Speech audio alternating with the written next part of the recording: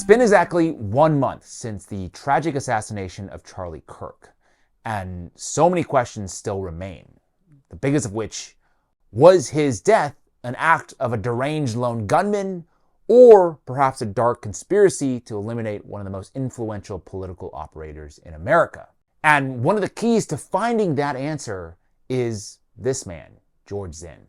On the day of Charlie Kirk's assassination, immediately George Zinn gets up and says, I did it, and he kind of gets dragged. Well, apparently George Zinn had to receive medical treatment following that little fracas.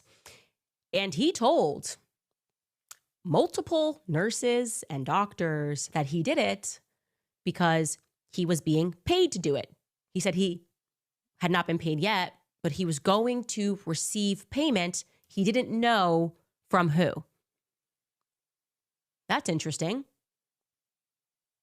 Decoy boy told medical staff, apparently he was just singing, just telling everybody who would listen that he did it because payment was going to be promised to him if he did do it. What does that tell us? Well, Candace, what that tells us is that this reaction that he had immediately after Kirk was publicly executed, standing up and waving his arms while everyone was ducking down like a normal human being, that was not an accident. Those are the actions indicative of someone who was exactly where they were supposed to be, and perhaps, as she claimed, paid to be there.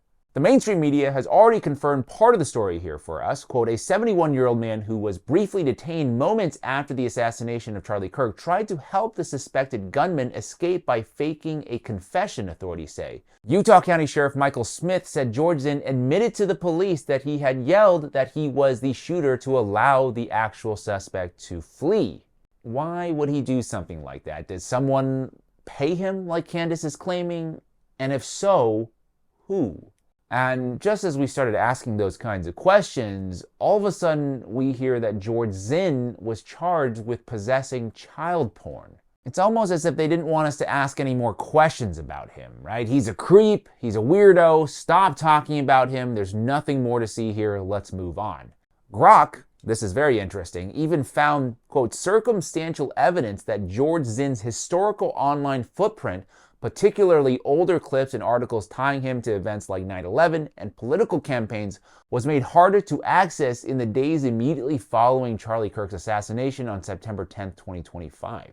Why? What the heck is going on here? Why was his 9/11 testimony deleted? Was it because maybe he talked about how he knew that Al-Qaeda was somehow responsible for the 9/11 attacks the moment he saw the towers fall, even before the press had even announced anything to the public? Jack, we did have some idea, there was something going on because we dealt with bin Laden before in separate instances, so we did suspect that it was Al-Qaeda involved in that. Very weird why he would even be in a documentary like that. And also, I know the feds are kind of still catching up on this reality that the internet just can't be deleted. Speaking of which, I was also able to dig up the audio file from this podcast episode, which for some reason, as you can see there, has mysteriously vanished from the internet. And let me tell you, it was a wild episode to say the least. And let's just say George is not at all as they make him seem, okay? They've made him out to be this crazy kook, this so-called political gadfly, as you can see in this article here. But I think there's a lot more to it than that. Let's get into it. I was born in Athens, Greece. Were you really? Yeah, I was adopted when I was a year and a half, so I'm actually a naturalized citizen. Did you grow up in Far West then when you... No, I grew up I grew up on the other side of Ogden High. Okay. So north side of Ogden High? Just on the other corner on Maryland Street. You grew up LDS, right? Yeah. But didn't go to college? I did, yeah. Okay, I went to the I consider myself an alumni. I mean, what did you major in? What was your major? I started out in philosophy not philosophy, but psychology, I think, because it was interesting and I thought it was good. I did well in high school with it. Decided, well, it was a little different in college, and so I got on into other things, and I think I went into journalism or something because I like to write. How long did you do that?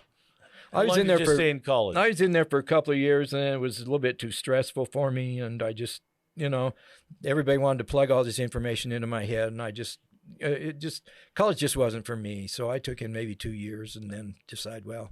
Okay, so the first thing we learn here is that he was born in Athens, Greece.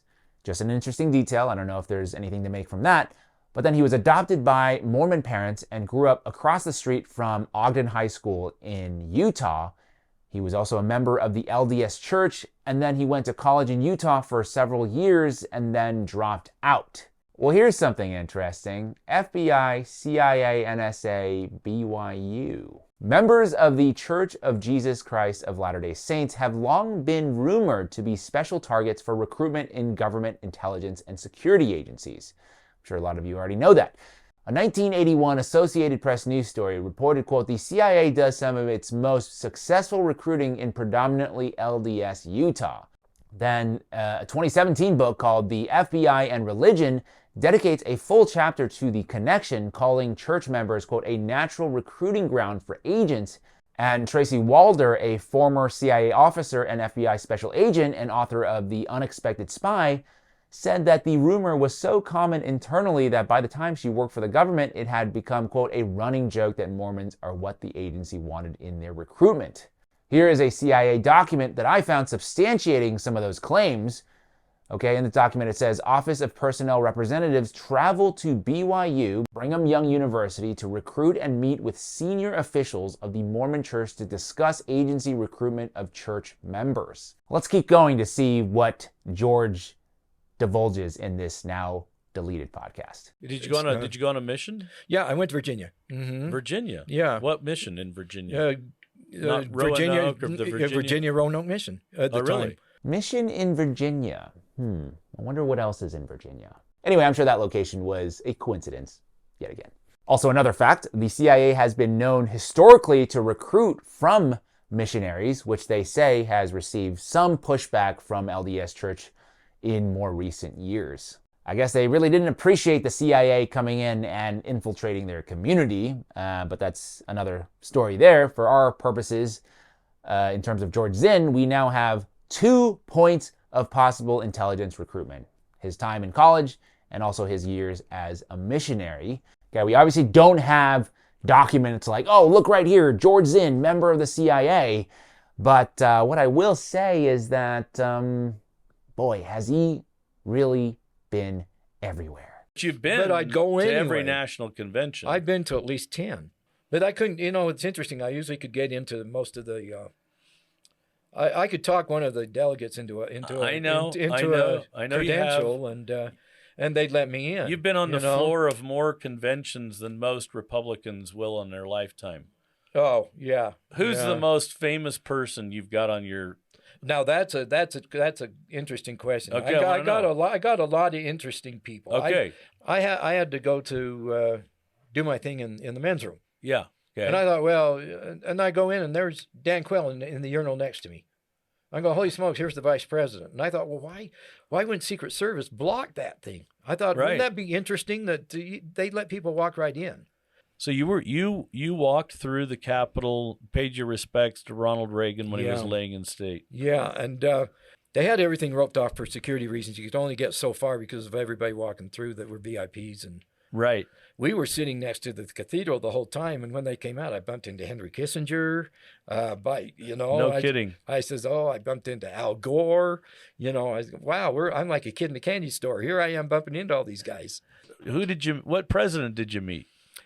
I mean, I met Ronald Reagan was dead. No, I met Reagan when he came to Hooper. So Reagan, you met him in Hooper. I met him in Hooper. We had sack lunches that day. It was fun. Yeah. That's crazy. This is insane. Like dinner with Reagan, pissing next to the vice president, sneaking into Reagan's funeral. I don't know how you would do something like that. And then rubbing elbows with Henry Kissinger and Al Gore.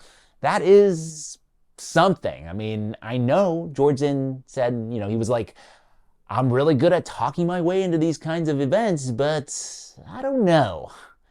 And the interviewer actually did try to ask several times, when he started going to all these events and how exactly was he able to sneak backstage. And George basically dodged all those questions, either directly or with a joke. But when was it you just decided, I'm going to start going to everything? Was it?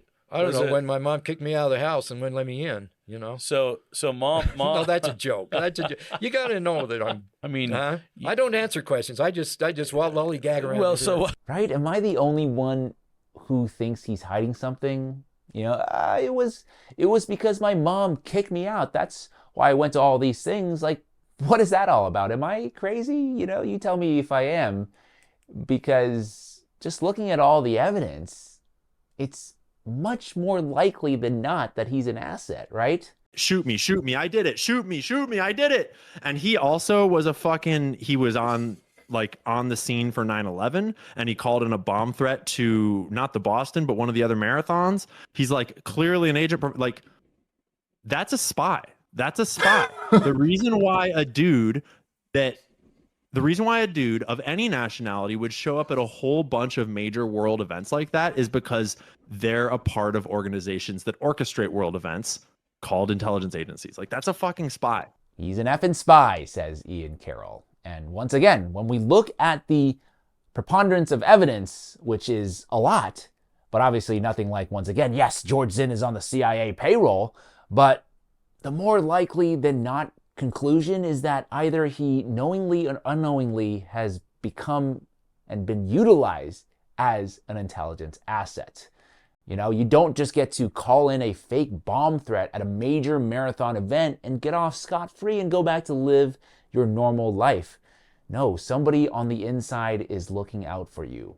And this is my conjecture here coming up, but up to the point of Charlie Kirk's assassination, George was likely more useful to them in the wild than behind bars. The last thing I'll say is this whole ordeal, they're calling it the JFK of our time, has taught me so many lessons in recognizing the ways in which the media colludes with the government to subvert the truth, to basically convince you not to believe your eyes and ears. But newsflash, it's not 1963 anymore. It's 2005. And the people know that there's something going on.